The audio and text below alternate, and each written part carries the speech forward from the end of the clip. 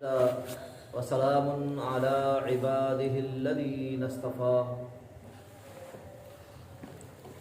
اللهم صل على محمد وعلى آل محمد كما صليت على إبراهيم وعلى آل إبراهيم إنك حميد مجيد اللهم بارك على محمد وعلى آل محمد كما باركت على إبراهيم وعلى آل إبراهيم إنك حميد مجيد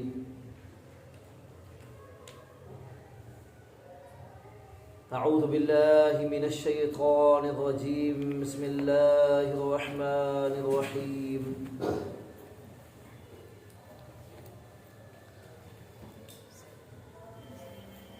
وننزل من القرآن ما هو شفاء ورحمة للمؤمنين ولا يزيد الظالمين إلا خسارا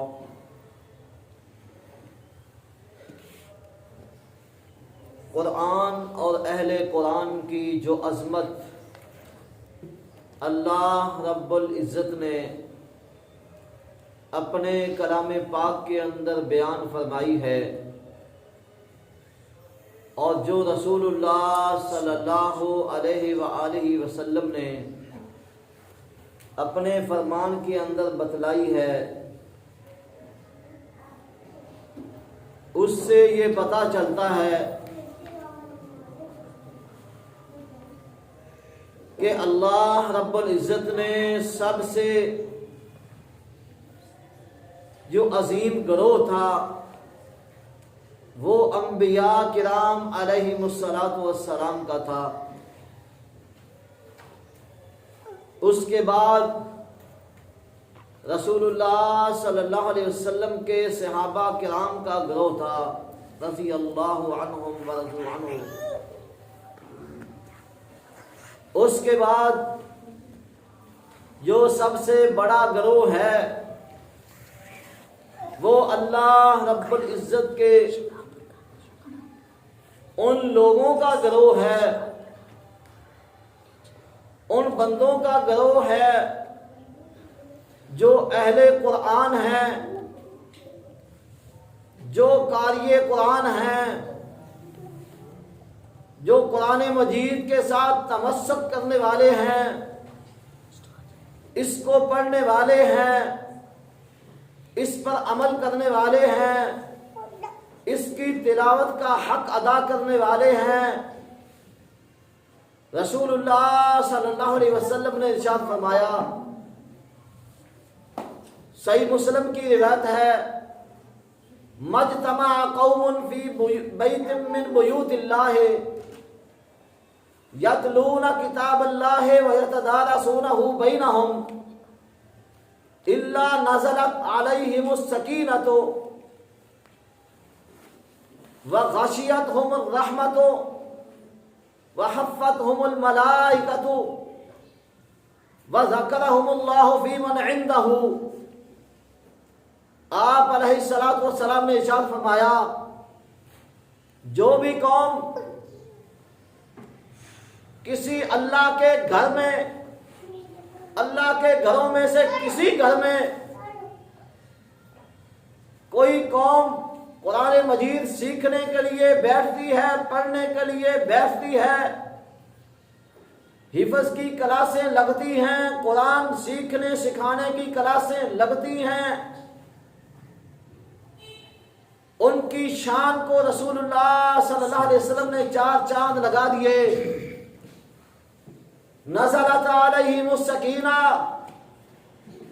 ان پر اللہ کی طرف سے سکینت نازل ہوتی ہے، وغشیتہم الرحمۃ، ان پر اللہ کی رحمت ان کو ڈانپ لیتی ہے، وحفتہم الملائکۃ، اور فرشتے اس کلاس سے لے کر، ان لوگوں سے لے کر آسمان دنیا تک ان کو گھیرے میں لے لیتے ہیں، ان کو گھیر لیتے ہیں۔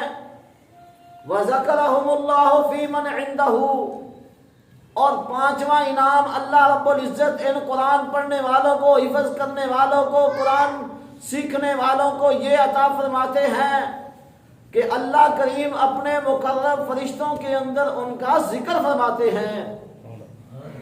ان کی شان اور عظمت کے کیا کہنے.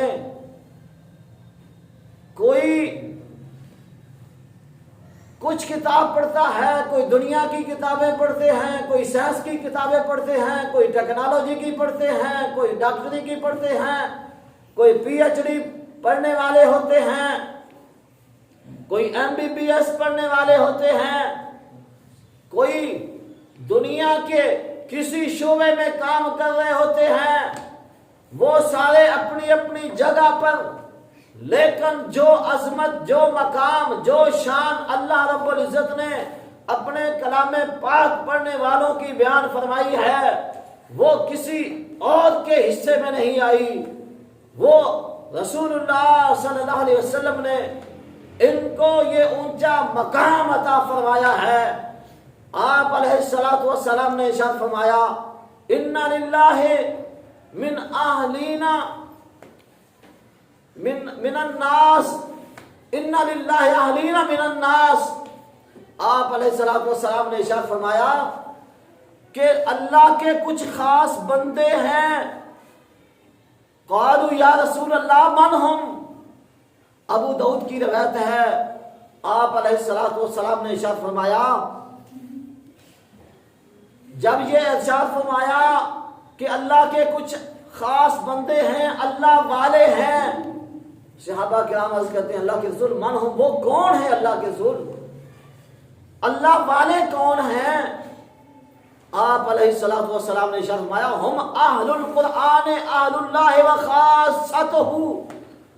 اہل قرآن، حافظ قرآن، قرآن مجید کی تعلیم حاصل کرنے والے،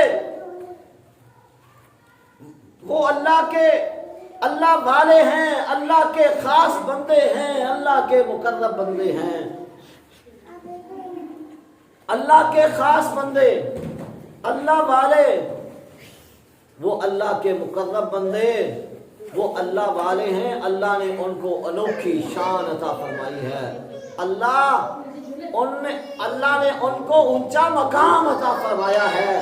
وہ اللہ والے ہیں کلام اللہ پڑھنے کی وجہ سے. ہر وقت قرآن مجید پڑھنے، سیکھنے، سکھانے اور اس پر عمل کرنے کی وجہ سے اللہ ان کو یہ مقام اور شان عطا فرما رہا ہے. اور رسول اللہ صلی اللہ علیہ وسلم نے ارشاد فرمایا قیامت کا دن ہوگا، قیامت کے دن البس والداہ، اللہ رب العزت حافظ قرآن کے والدین کو ایک تاج پہنائیں گے، نور کا تاج ہوگا. وہ نور کا تاج کیسا ہوگا؟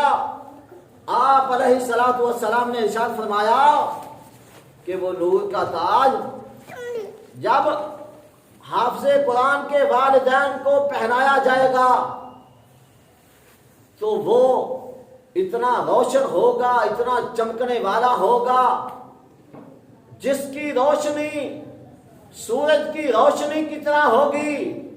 اتنا چمکنے والا تاج ہوگا اور ریشمی لباس ان کو قیامت کے دن پہنایا جائے گا. حافظ قرآن کے والدین عرض کریں گے اللہ جی یہ مقام ہم کو کیوں ملا، ہمیں یہ تاج کیوں پہنایا گیا، ہمیں ریشم کا لباس کیوں پہنایا گیا؟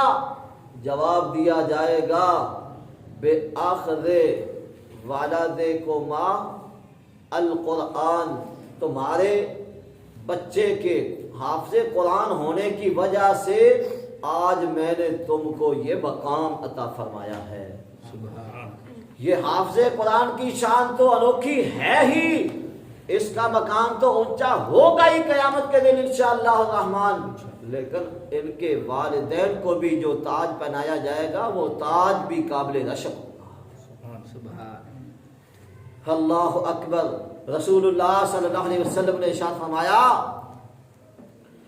کہ قیامت کا دن ہوگا یقال لصاحب القرآن، صاحب قرآن کے لیے، حافظ قرآن کے لیے قیامت کے دن کہا جائے گا اقرا ورتقے ورتل کما کنت ترتل فی الدنیا فإن منزلتک عند آخر آیۃ۔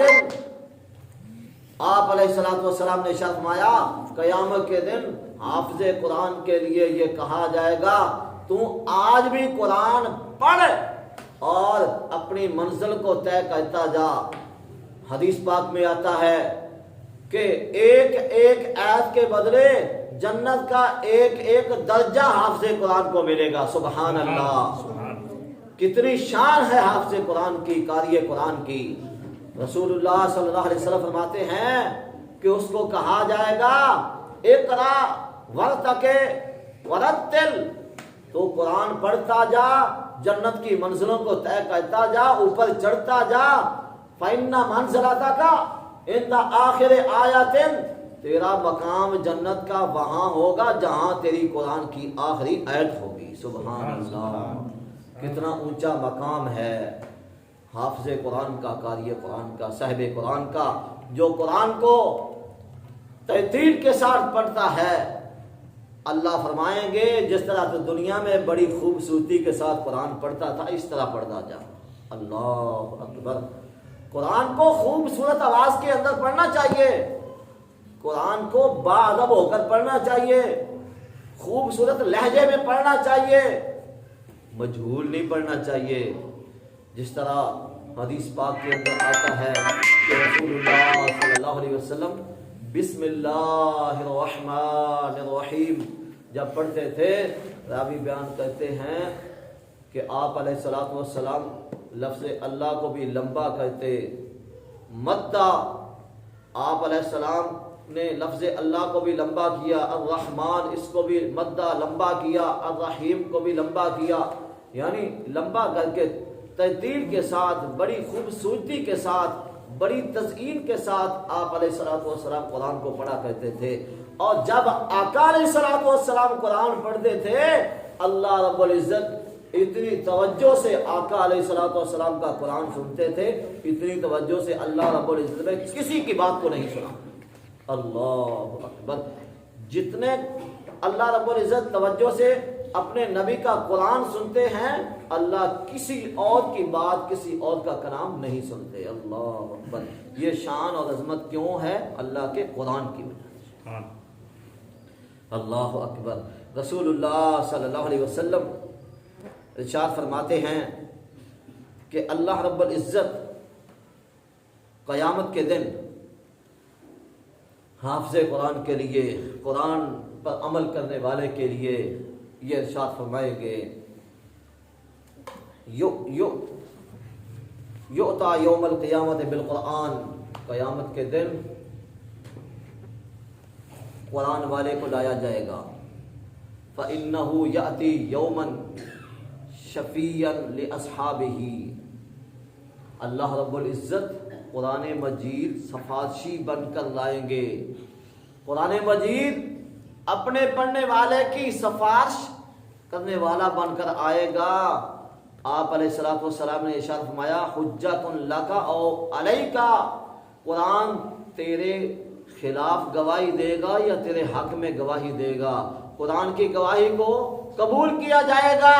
اگر قرآن نے تیرے حق میں گواہی دے دی تو تو کامیاب ہو گیا۔ اگر قرآن نے تیرے حق میں سفارش کر دی، قرآن کی سفارش کو قبول کیا جائے گا۔ اگر قرآن نے تیرے خلاف گواہی دے دی تو کوئی تجھے بچا نہیں سکے گا۔ اللہ اکبر، اللہ رب العزت سے دعا ہے کہ اللہ رب العزت ہمیں کما حق ہو قرآن مجید کی تلاوت کرنے کی، اس کو پڑھنے کی، اس کو سمجھنے کی اور اس پر عمل کرنے کی ہمیں توفیق عطا فرمائے۔ وما علیہ الا البلاغ۔